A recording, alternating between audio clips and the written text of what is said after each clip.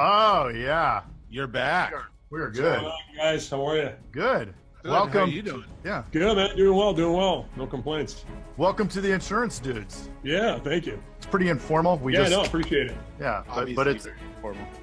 well, yeah. I mean, I don't know if you can choose anything that you may like the most. That's on the back wall there. On his back wall, he has some '80s memorabilia. Nice. I'm big on the Back to the Future. He's got a Back to the Future's pretty strong. Yeah. new Bill and Ted Yeah, that's new. poster. Oh, there you go. I like it. Yeah. Welcome to the Insurance Dudes, a podcast for insurance agency owners helping us to think of different ways to optimize our business and our lives. On this week's episode of The Insurance Dudes, Craig Pretzinger and Jason Feltman are joined by Dave Williams. He started as a regional manager of Circuit City, and when they went out of business, he bought all the inventory to fund his agency. Now he sits at $20 million and has a ton of other enterprises. Welcome to the studio, Dave Williams. You have a strong story from what I hear. And I've heard a little bit of it, your backstory. But for those who haven't heard the whole thing, we'd love to hear it. Yeah, no, absolutely. So, I mean, I got with Allstate back in 2009. I was kind of in a unique situation. Everything just kind of fell into place. So, back in 2009, I was a store manager at Circuit City for about 10 years. That was my first job out of college. Used to play college baseball. You know, growing up, I thought that's what I was going to do for life, is play pro ball. Obviously, that didn't work out. Ended up hurting my arm. Went to school, moved to a different college for tool and die. Came out, hated doing that. It just wasn't my passion whatsoever. So I had a friend that worked in the car stereo department at Circuit City, and it was supposed to be a temporary job at the time. I went in, found out I was pretty good at people, good at talking with people, became a pretty good salesperson, became the number one car stereo salesperson in the company in a short period of time, moved up, became The whole company? in the company of Circuit City. Yeah. And then became a manager. So they moved me into management, and then I became a store manager. Did that for about 10 years. I was also towards the end of things too. Half the time I was a store manager, and then I was an executive flying down to home office for Circuit City on an innovations team, coming up with basically new business concepts.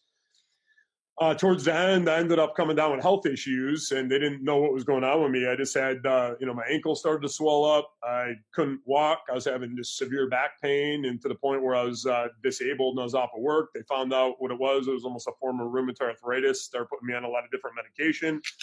Started to hit my 6-month mark. I wasn't ready to come back to work, but they were going to terminate me if I went past 6 months. That was the longest they could hold my job. Forced myself to get back to work before I was ready. Obviously, being off of work for 6 months and not getting paid what you're used to getting paid can put you in a pretty tough financial spot.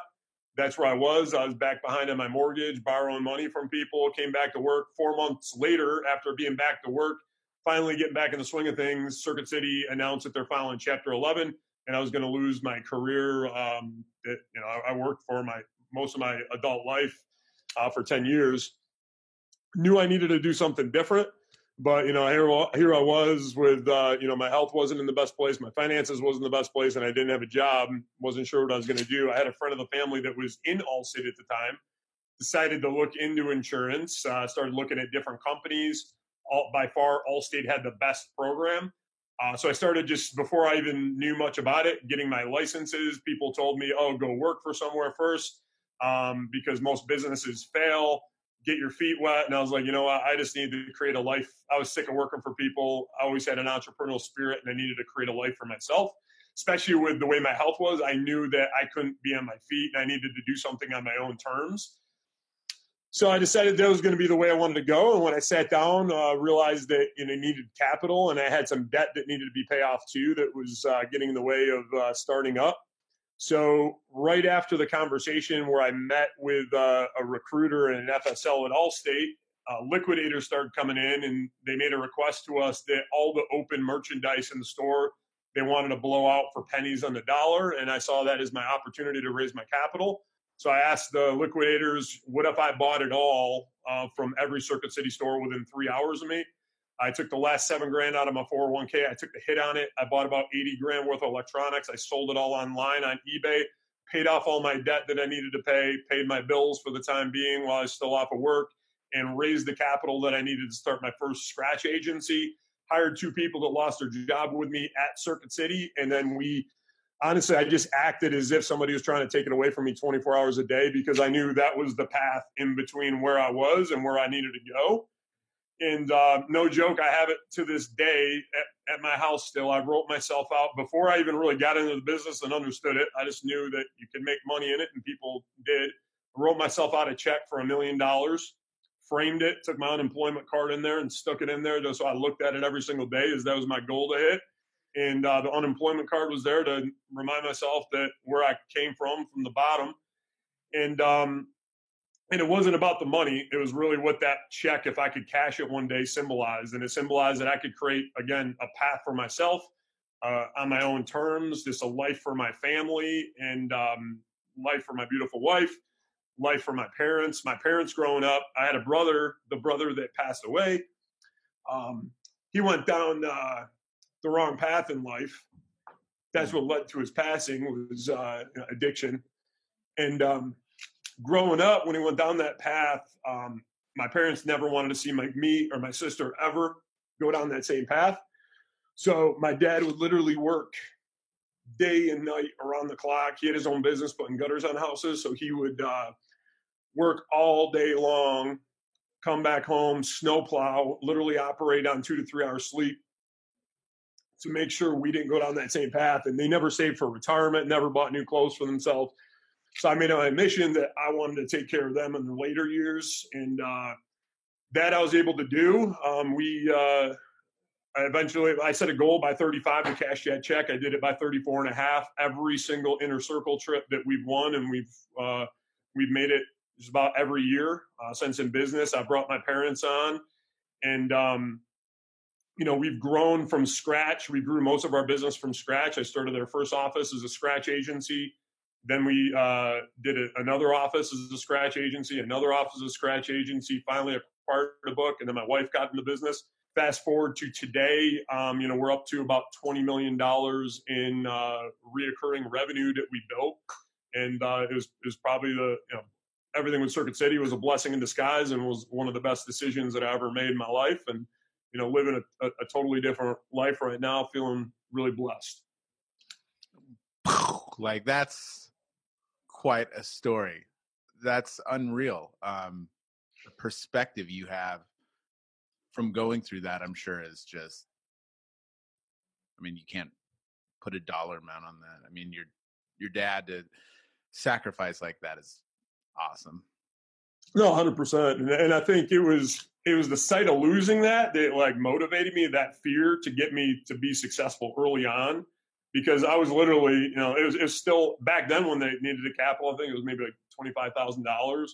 And by the time we started going in expenses, I was 2 months away from going out of business unless I hit the pavement hard and start bringing in revenue. Our first customer to this day is still with us, Geraldo Hernandez. It took us 4 hours to sign up his first policy. So I remember the trainers came in on day one, and they said the first 2 weeks we're going to train, and then we can sell. And I was like, listen, I don't have time to sit around and train. We need to sell now. And we were in a shopping mall across from the DMV. So he was the first person. I just started pulling people out of the line and bringing them in. I'm like, you're going to train me while I'm bringing people in and trying to sell them. And the guy was incredibly patient. The trainer trained us while we were quoting and signing this person up in All-Star. And then we just learned fast and furious just by quoting, 100% focused on revenue, everything that we did. And when we started, there was no CRM system or marketing or anything like that. It was literally almost like calling out of a phone book. I think we had Cole X dates, and we were just calling from a normal desk phone, just pounding lists off pieces of paper that we're printing out on Cole S dates manually. We hit up our friends and family first, and then went through that pretty quick, and then just started dialing literally night and day until we started to build up a revenue stream. And as we build up the revenue stream, I just studied night and day the business, learning different systems, figuring out what obstacles and roadblocks were in our way, in my team's way, that we could simplify, and then started investing in marketing systems, processes, and that's where things began to scale out. And we started to replicate and bring on more talent and continued to grow. That's awesome.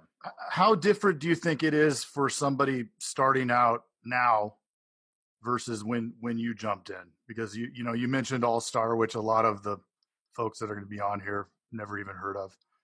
Yeah, I think it's different, but it's different but the same. So there's like a different dynamic. We got different systems. I think the problem out there for people starting out is there's day one, you get hit with a fire hose and there's too many shiny objects out there and everybody's like kind of focused on everything. When I believe your first day, especially as a scratch agent, there is one thing that is important and one thing only, and it's figuring out how to drive revenue to stay in business and grow that thing as fast as possible. Obviously, keeping the customer experience in consideration, being that trusted advisor. But a lot of the minutia out there that I think sometimes people fall victim into focusing on, well, I need to learn this, or everybody's trying to become an expert in everything before they feel comfortable, like really diving in and growing the business. It's like, figure it out, because that's how we learn the quickest. We became the most nimble, is like we didn't care about any of that other things. We just turned off the blinders and just went in one specific direction, focusing on growing the business. And we probably learned quicker than we ever would have learned by just having that mentality. Again, it's so acting as if somebody was trying to take it away from us 24 hours a day.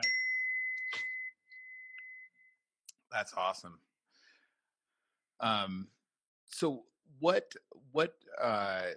when did it really start ramping for you? So you're at 20 million now. I mean, you started with nothing. Obviously right out of the gate, you're trying to figure it all out. There had to be that curve, right? That exponential. I think our first month, I didn't have any insurance experience or anything coming out. We did about 75 items, just kind of winging it. And then we hit 100, probably like maybe month 2 or month 3 in. That's when we added more staff into it, got up to about 6 staff. I think we built that book to, in a couple of years, 2.5 million. Then at that point, I was in a shopping mall at the time. It was only 700 square feet. We were starting to outgrow it. We got to the point where literally in the 700 square feet space, we built these like cubicles that were tight, and we had 12 people in there all working on top of each other. While we were buying the building that I'm in now, we found this rundown foreclosure building the bank was sitting on for a while, got a really good deal on it, renovated it out. My dad actually came in, did a lot of the work, and built it into what it was today. But we were looking for something we could expand in and grow into, and this was 6,000 square feet. So we bought that building, or this building here, acquired it, did another agency. We grew about double the rate that we did in the first one, grew to about 4.5 million in the second agency. Then we did the third agency of scratch, where we grew that from scratch up to 7.5 million. We obviously wrote more business than that, but that's what it's at to, that's what it ended up at today. And then we acquired one book of business, and then my wife joined in, and she acquired a book as well. That's cool. So she runs that other agency, or how does that work? Yeah, so she has her own agency that she runs, but we still do operate as a duo and a team, kind of working off of each other's strengths. So what I try to do is really protect my role as almost the visionary, so to speak, the creative person, the person's up top on the totem pole, looking down at everything to make sure everything's running efficiently. Because I think one thing I've learned being in business too, the one trap you can fall into if you try to do everything yourself, the business starts to run you rather than you running the business. And while you're focused on this one thing that you think is important, whether it's handling customer calls or you're selling or whatever that may be, there's 1,000 fires burning around you that you could have had the foresight to see if you're up top in the pole. So I'm a big believer, and there's got to be somebody up there, like basically scouting the field, making sure that they're looking for landmines for the team so they don't run into them, and then figuring out a way to solve problems and roadblocks for them so they can just keep moving forward and hitting targets and hitting goals. So that's really my role. And then she's there really on the operational side, making sure everything's running operationally in the business. Has the entire service team kind of reporting up to her, watching over that. And then we have a sales director, a director of operations in our agency. The sales director is basically in charge of a few sales supervisors. Each of those sales supervisors have multiple 1 to 2 LSPs underneath them that they're in charge of managing, or along with maybe a telemarketer or two. On her side, director of operations, they have a supervisor underneath that, and then they have customer service reps that roll up to that supervisor that they have. So they have that kind of hierarchy where, we're at the top of the pole, where the 2 direct reports roll up to us, and then they take care of everything from there on down. What was the challenges you had scaling from obviously your first agency to where you're at today? I mean, that's a huge leap. And I know it was gradual, but what are some of the things that you learned? I'd say a lot of it was, it was just learning over time. And I'd say a big thing was, first and foremost, we had to create infrastructure. So as we started to scale, and you start to grow too fast, sometimes you get to a point where you're scaling chaos. And, you're growing and you're hitting goals, but it's a little more of a rocky road than you would hope for. So we learned very quickly we had to create that type of infrastructure where we had direct people underneath us, teams underneath them. And it's more than just an infrastructure too. It's a ladder for everybody. So we have really high retention amongst our core staff that have been with us. Our core staff that have been with us has been 3 years plus. We have people have been with us for 7 years, 5 years. But it's because they have that ladder to grow. We're basically, even if they start in our organization as a sales support, which is a telemarketer, we give them the path. If they do what it takes, they can move up to a licensed agent. From a licensed agent, can move up to a senior licensed agent where they have additional licenses. From there, they can become a supervisor. From there is sales director or director of operations. And in any of those roles too, those that aspire to be agency owners, we have on development plans to eventually own their own agency. We've probably spun off about 4 or 5 people to own their own agency so far. We have a couple people that are very close to doing the same now, and then more people behind them that are working their way, whether they're a year, 2 years, or 3 years out, to eventually own their own agency. So I really align their goals with mine, and it's when we're talking about what we're trying to accomplish, it aligns with what they're trying to accomplish as well. So if you can't do this in this role, you're not going to be able to do this. Like if you get the keys to the kingdom and you got all these other things to worry about. So that's their why and their purpose that they have every single day is, we're real big on finding out what drives our people and supporting them both from a professional and a personal standpoint. So we do vision boards. We refresh them probably every quarter where they put their personal goals and their professional goals on them. And we touch base with our team consistently, making sure that they're always feeling like they're at least moving an inch closer to that every single day. That's awesome. Wildly successful here in our world, the Allstate world, but you've also got some other things going on. Yeah, absolutely. So that led us to the success in this business too, led us to going into other things. So Tom Bianco and I, we actually joined Ricochet CRM system. So we started using Ricochet in our own business. Found it was probably one of the most robust CRM systems that we had ever used before. And then we just, started referring business over to them, built a relationship with the owner, and we ended up heading the entire insurance vertical. And we've scaled the company pretty substantially so far and have a really good working relationship with them that's continuously growing. We also, a big key to our success, I think mine and Tom's success, as we started to work together as partners and we worked together phenomenal, was finding the right people. So we actually went out, we hired our own recruiter that we shared together to always be hiring and recruiting for us. We really refined a dynamic process and to find staff. But when we didn't have hiring needs, we were outsourcing that person to other agents. They're having such a good experience. They started referring other people to us, and Team Hired was formed. We just built our own staffing recruiting company called Team Hired. It's starting to get some pretty good success. And we do things a little bit differently than the normal staffing recruiting company. So we find almost to find good talent, find it quick, conserve time is, treating it a lot like a numbers game, getting a lot of candidates in front of you at once. So we just did a staffing event at my agency, for example. We put a big campaign out online, had 154 people sign up for interviews for one staffing event that we did. We had 72 people show up, and we ended up getting about, I think, 7 or 8 hires out of that one hiring event that we did. 4 telemarketers, 2 customer service, 2 benefit specialists, and a sales rep that we did out of it. But we've been doing that. I know we just recently worked with Lisa Fana. We did a little event for her on a smaller scale, and it was a massive success for her. I think she's hiring about 2 to 3 people out of that, just out of one event, one showing that they had go there. And we're excited. We love working with other businesses, entrepreneurs, and agency owners, helping them scale their businesses. So, and we're just always looking to diversify.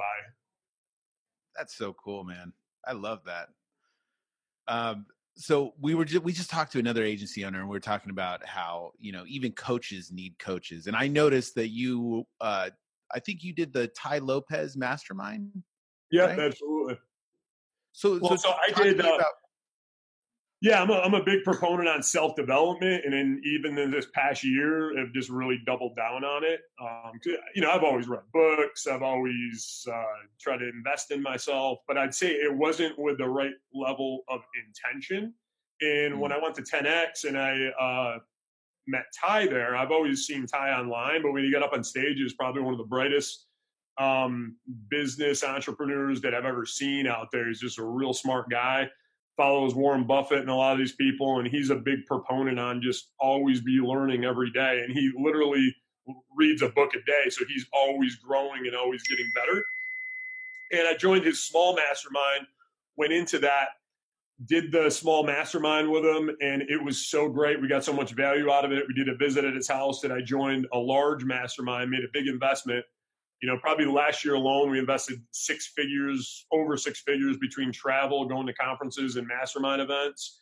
But we'd go out to him every couple months, out to his house or different venues that he would have.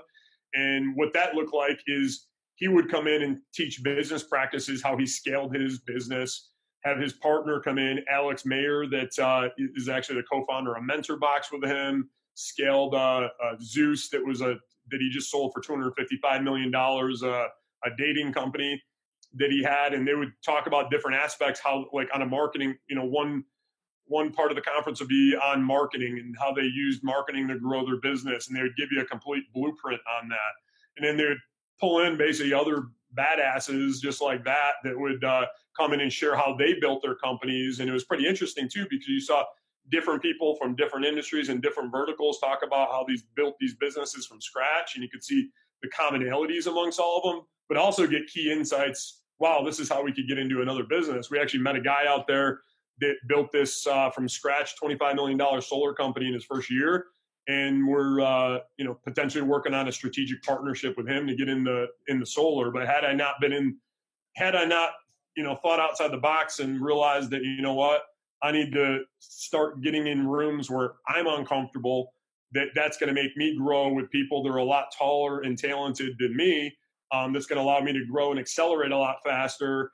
Got a opportunity to meet some of these people. And then it's a lot of other entrepreneurs just from around the country that are in insurance. They're in debt collection. They've built timeshare businesses, and you get to collaborate. So half of it is learning from people. Another half of it is collaboration and networking with other individuals. That's awesome. And so also not just revenue generation and not just profit, you're also involved in some philanthropy. So tell me a little bit about Inspire a Nation. Yeah, absolutely. So Inspire Nations are a nonprofit. We formed that, and we've been doing a lot through that in my brother's name as well.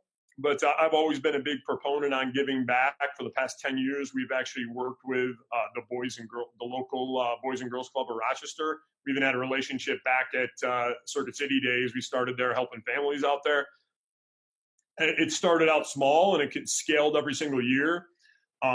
Where we took on one family, and I still keep in touch with them every single year since.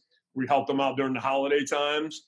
And that started to build up year after year after year, to the point where I think our biggest year, we had like 2,500 gifts we raised during Christmas time for about 180 people in our local community and kids that we got gifts for. And usually each kid gets about 10, 15 gifts. So we started out doing that, and really wanted to expand it, and decided to start our own nonprofit, Inspire a Nation. And the intent and purpose behind that is actually going out and really doing acts of good and making a difference in the local community. Because I felt that there's a lot of, in society, there's just so much negativity these days in society. And there's a lot of people with the old school thinking way of thought that, you know what, when I go out and do good, I want to keep that to myself. You shouldn't brag about doing good. You shouldn't publish about doing good. Just do it, and do it in silence. But I think the problem with that is nobody sees anybody doing good, so it doesn't catch on, and there's not this contagious factor. But people do see negativity, and negativity can be even more contagious. So I thought there had to be something that counterbalanced that, and try to do our part as much as possible. So if anybody looks at our page, Inspire a Nation, you can see on there, we just go out in the local community and just do random acts of good, from could be tipping a local waitress to, we met this really unique individual that was driving a taxi one day, and we saw he was 85 years old and worked his entire life, and he was still supporting his kids, working his family, and that's all he did was work. And even when we gave him a tip, he said he was giving that tip back to his kids, and we wanted to do something for him. So we called him for a taxi cab ride one day, and we had all of our staff lined up with gift cards and gifts for him lined up. So when he, to just kind of thank him for being who he was, going out and doing things like that, sharing them on social media to encourage other people to do it, but also at the same time show them that it doesn't even have to be monetary. It could be a simple gesture. Make it a point every single day to be deliberate about impacting one person's day, even with a conversation, to brighten up their day. Because I'm a firm believer in what Mother Teresa said. One person in society, I think, can create this ripple effect that could be lasting, that affects other people, then to affect other people. And then also through the nonprofit too, like in my brother's name, we'll go out there and do different fundraisers and initiatives. Just last year, a few months after he passed, like on his birthday, we put together a fundraiser quick, raised about $24,000 between community grants and fundraising efforts that we did. And we have a scholarship program in his name, and it's a Gary Williams Scholarship Program. We're able to gift 24 scholarships to kids, at-risk youth in our local community, giving them all a $1,000 scholarship they could put towards their education. And we had a couple circumstances that really, that $1,000, sometimes you think, wow, it's $1,000 with the cost of school and college, that's a drop in the bucket. But it really can go a long way, because we had a couple of kids that were on the verge, that in the financial situation they were on the verge of getting kicked out of good schools. There was one kid specifically that was in one school. It was a historically a lower performing school. His grades weren't necessarily where they needed to be. They put him in this higher performing school that obviously required an investment, and immediately turned around and started getting A's and B's. And this kid was in jeopardy of losing that position in the school and having to go back to where he was. But because of one of those scholarships, he got to continue on where he was doing his education. And I think the final component of it too is educating business owners too, because we find the number one reason why people don't get back is I don't got the time and I don't got the money. And we try to educate business owners that you can actually integrate that as a part of your business and actually make your business a for-purpose business. And what I mean by that, an example of that would be Tom Shoes. If you look at Tom Shoes, they started out as a normal shoe company, had some decent success, but where they really expanded and got legs is when they became a for-purpose company, and they decided to, for example, stop selling their shoes for an average of $40 per pair, up them to $45 per pair, and said, for every pair of shoes that we sell, we're actually going to put a pair of shoes on somebody else's feet that can't afford to do so. Their company exploded, but at the same time, they gave back to their communities across the nation.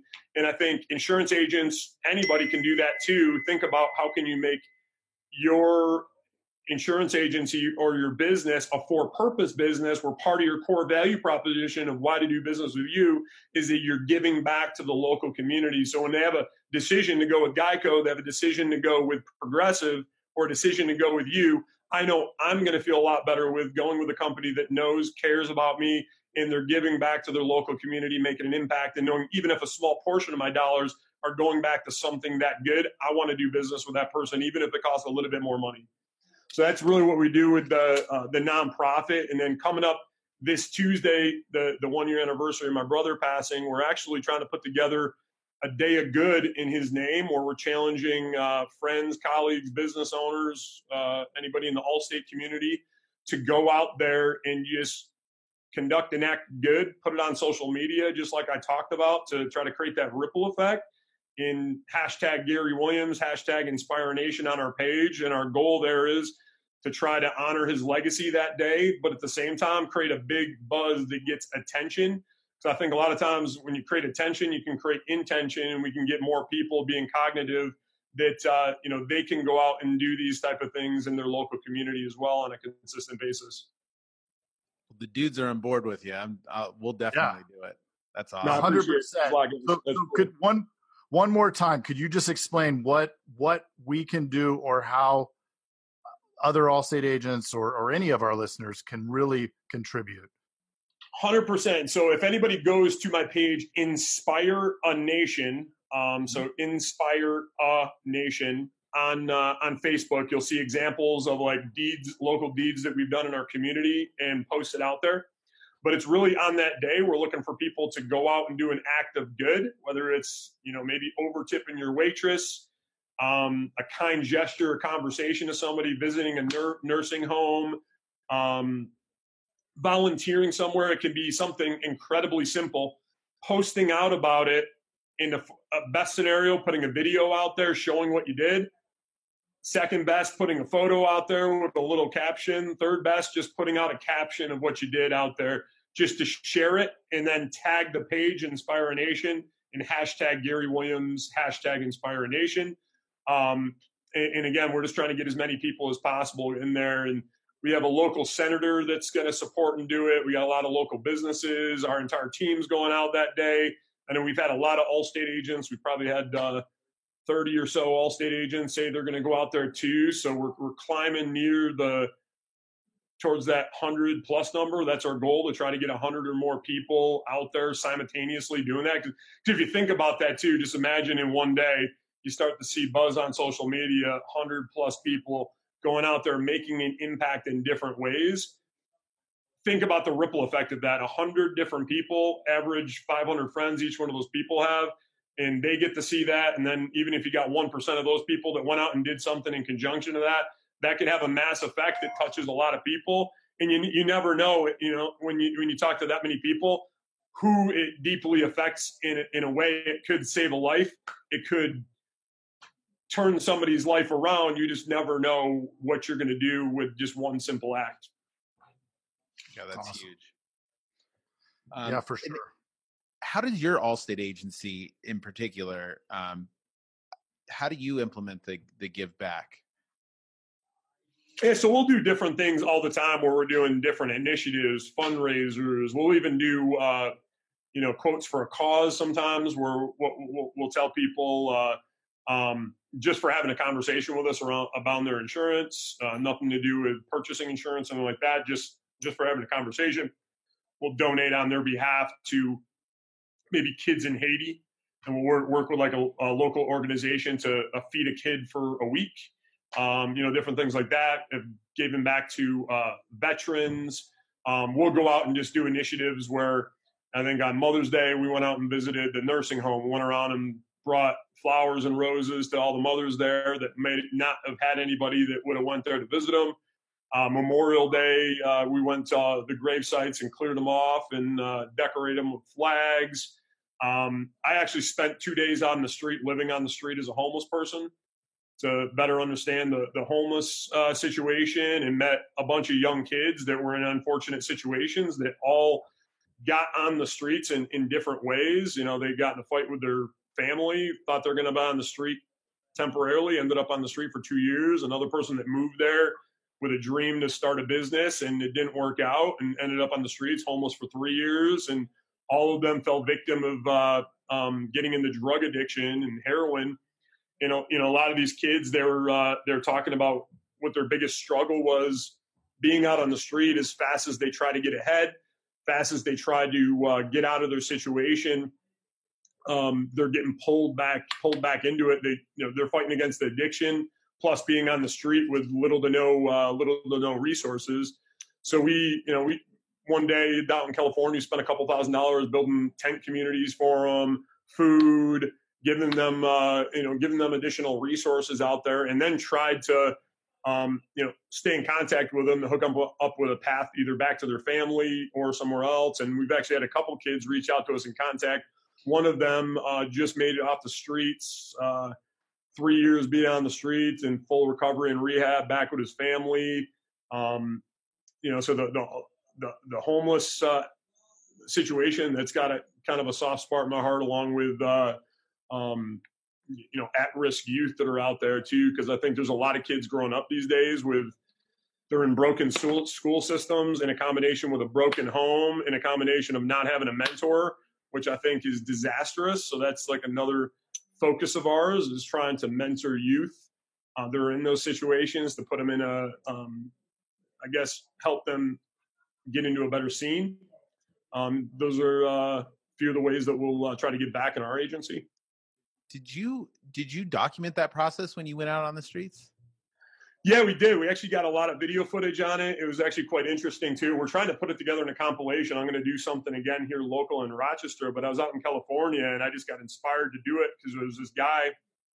I was out there, saw him. It actually started like this. Let's try to make a long story short. I was driving down the streets of California and I saw all these homeless people in tents, and I thought how tragic that was. And I was thinking to myself, I'd like to do something. And about an eighth of a mile later down the road, there was this sign that came up that said Church's Chicken. And I've never heard of a restaurant called Church. And I guess that's a chain down there. But to me, that was a sign that, God told me to feed those people. So I drove in there, filled up the convertible with like 50 burgers, and just walked down the street in my dress shirt and handing out food to everybody, feeding them. Met this one guy that was down there, Kenny, was telling me his circumstance, how he got on the street. And it was just, he was a regular guy like you and I at one time in our lives, and just fell on hard times and got stuck out there. He did voiceover work and things like that too. So I did a video recording of him with him. And I was like, hey, contact me. Maybe I'll try to get you some work and try to help any way I can. I shared that video with my wife, and she's like, wow, I'm glad you took that video, because you could have told me about that. And I would have understood, but the fact you showed me, that was just powerful. And that's actually right before Inspire Nation started with videos, because that showed me right there. I was like, wow, we need to bring this to life in the form of a video to show people the problems that are out there, so they see how they can impact them and they can see the depth of them. So I did that. And then I met another guy that was out there. He was outside of a Burger King, and bought him a sandwich. Something told me to sit down and talk to him. And I talked to him, and he actually said I was the first one in years to come down and take the time to talk to him and ask questions. He came out there 3 years prior. He was going to go out there with the mother of his 3 kids. She was going to start a hair salon. He was going to start a tattoo parlor. He was in a band. The band broke up, so he was on the street temporarily. And he said, temporarily turned into a month. That turned into 2 months. And he said people treat them so badly out there, like they're not even human beings. They spit on them. They swear at him. And he goes, he got so depressed that he turned to drugs, which the drug dealers literally prey on these guys all day long. So what they do is, as fast as they panhandle and get money, they know when they need their next fix. About 30 hours later, they come there, they take all of their money that they panhandled for the day to give them their fix, and they're in this vicious cycle. And then they'll try to build tents to put over their head, but the cities and the towns will come in and rip their tents down. So as fast as they try to get ahead and put something over their head, so they don't have the weather to deal with, or even just the lights, because they talk about one of the reasons why they also get stuck on drugs too, because it's the only way to escape the scene they're in, because they got cars driving by, they got lights, they can barely sleep at night, and that's the only way they can get a good night's sleep is trying to find their next fix. And they're just stuck in this cycle that they can never get out of, between the addiction and the lack of resources. And then when they go to a shelter, the shelter is really not designed to help. It's like a temporary Band-Aid, stay here temporarily. But I think there's with the homeless, there's a few different types of homeless people out there. There's people that just got on the street. There's people that are on the street for a while. And then there's people that are having challenges mentally that are out there. So they really need, in their truest form, different forms of treatment to help each one of them. But when they go to these shelters, it's like they're all combined into one, which creates maybe a scary atmosphere, especially somebody that's new to the streets. When that person that's been out there 2 weeks, 3 weeks, you know, that's probably the best opportunity that somebody can come in and save them at that point.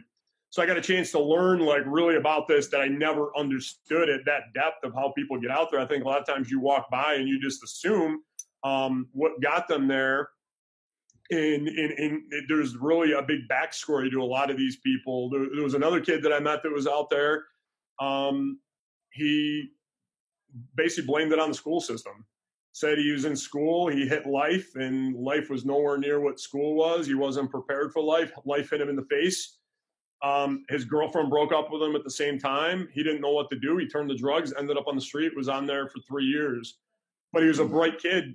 He actually played really good guitar, and we videoed him playing guitar. And he taught himself. He actually found broken phones and tablets and went to Wi-Fi hotspots and found YouTube videos on how to play guitar, had a guitar that somebody gave him on the streets, and actually taught himself riffs and how to play music. And the music is what got him through the day and allowed him to not want to, you know, to not exist anymore. And that kept him going. So we documented a lot of that. And I went down to Goodwill and actually bought clothes and dressed up. After I did all that, I wanted to learn more at a deeper level. Went out on the streets the following day as if I was a homeless person, because I went from helping them on the streets. And it was interesting to do that experiment too, because when I was helping people, everybody's congratulating me. I'm walking in the store buying things for them. They're like, "Oh, it's great that you're doing that. We do that all the time. Not everybody likes to give back. It's great that you did that." When I went on the street the next day, went into those same stores dressed up as a homeless person, those same people say they help people all the time. They treated me like I was a criminal. Immediately I walked in the store, they called loss prevention. They were trying to kick me out. And then like on video, I literally took off my hat and I said, you know, "Don't you remember me?" And they got a little freaked out. They're like, "No, you're the guy from the night before." And I'm like, "Well, wait a minute, you know, take a time to tell me about why you reacted the way you did." And they admitted that, and I think we're so stigmatized by it that when we walk by people sometimes that we just assume their money's just going to go to drugs. They just assume they're maybe a bad person, or and they forget that they're still a human being. And, you know, in a time that they need to be lifted up, the last thing that they need is somebody else like kicking them down, and instead they'll, you know, lend a hand to try to pull them up. But, you know, I got, you know, I definitely, it was an experience that I'll never forget, because people treated me like I didn't even exist on the streets, you know, when I was out there doing it. What a crazy contrast. Yeah. People are crazy. I mean, we all want to be that person that helps, but truly when it comes down to it, how many times do we pass somebody, or the homeless person's walking next to you, you might dodge them or something where it could just be a friendly hi. You know, there's definitely, you know. Absolutely. And for me too, like, I think it's like when I'm giving back, like I'm never in a better place where I feel less stress. It's kind of strange too, no matter what's going on in life, when I'm giving back to somebody and I see it's making an impact in them, like, you know, your stress isn't there, your problems aren't there. Like your problems all of a sudden become so small. It's almost, it sounds kind of crazy, but it's almost like therapeutic in a way that, you know, I never feel more balanced when I'm like trying to give back to society. So that's another thing that I'd say motivates me, you know, to try to do more. And I'm a big believer too. It's not the reason why we do it, but the more you give in this world, I think the universe is designed a specific way. And the more good you put into it, the more good comes back in return to you. I can't think of countless scenarios when we've done something good for other people, even in times where it was difficult to do so. It's in those same times, literally 2 days later, things just fall in your lap. Things happen. Things that you worried about before just tend to fall into place. whichever reason that may be, I always find to be the case when you're doing the right thing by people.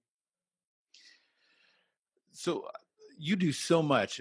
Where you are now to compare to where you were 10 years ago, 15 years ago is remarkable. 10 years ago, I was in a horrible, like 15 years ago, horrible place. I didn't have a job. It took me a long time to kind of pull myself out mentally. My mindset was just messed up. What would you tell somebody that might be in a mindset? I mean, this is a lot of insurance agents that listen, but like they might look at you and go, "Hey, man, he's got it all. He's got this big agency. I mean, obviously it didn't start that way, but he's got this big agency. He doesn't get it.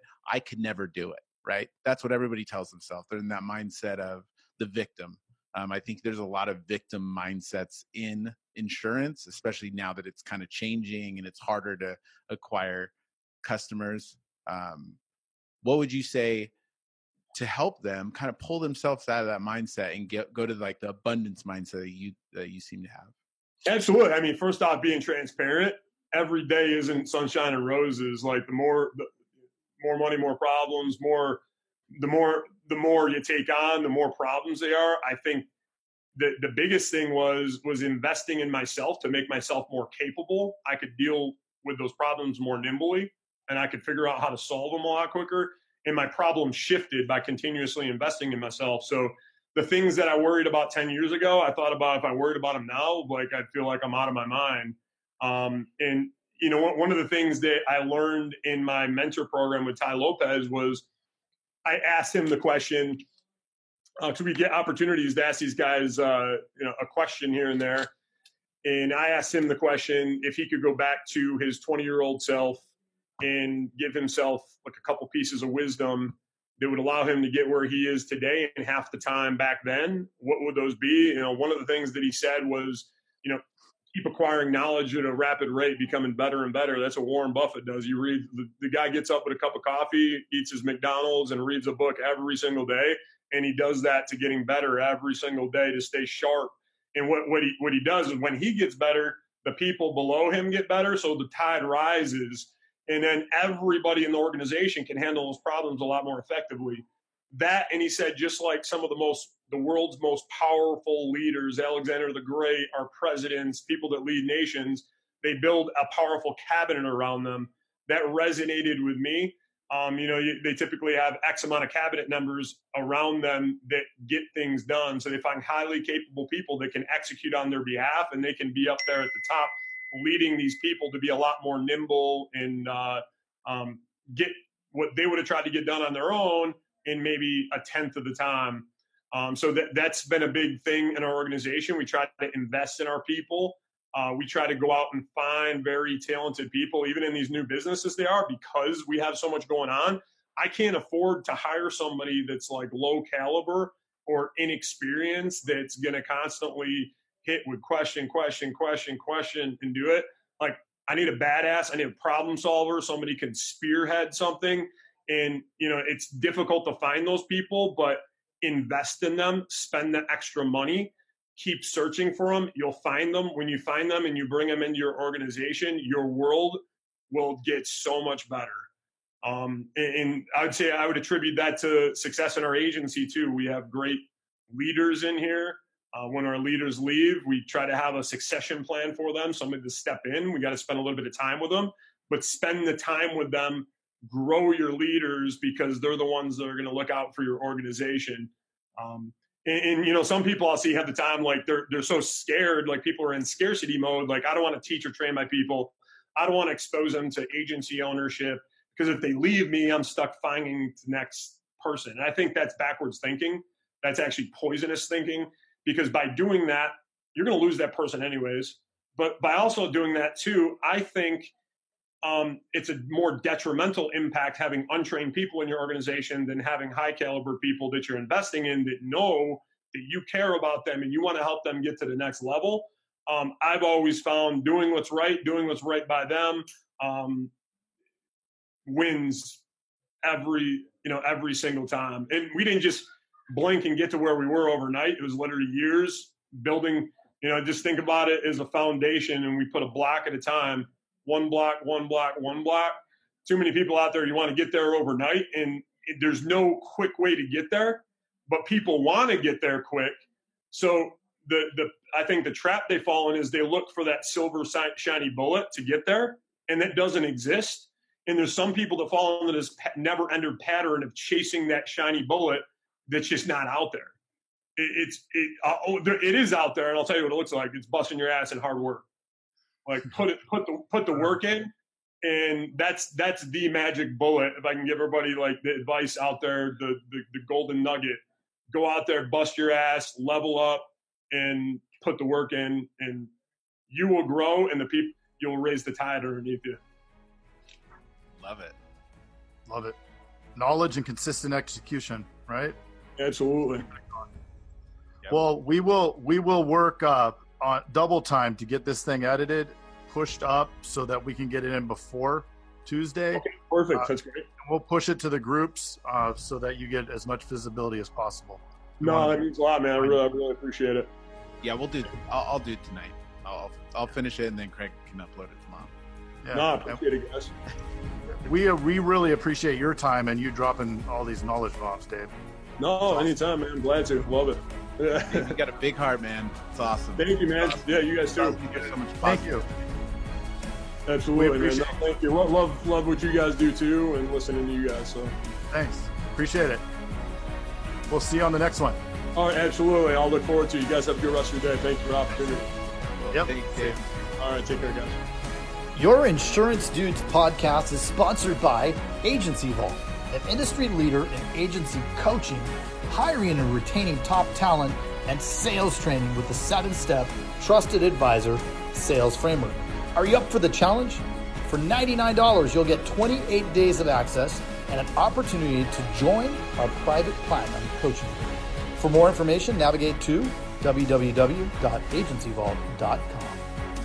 Hey, thanks for checking out the Insurance Dudes. Hey, please subscribe. We got some really great stuff coming out.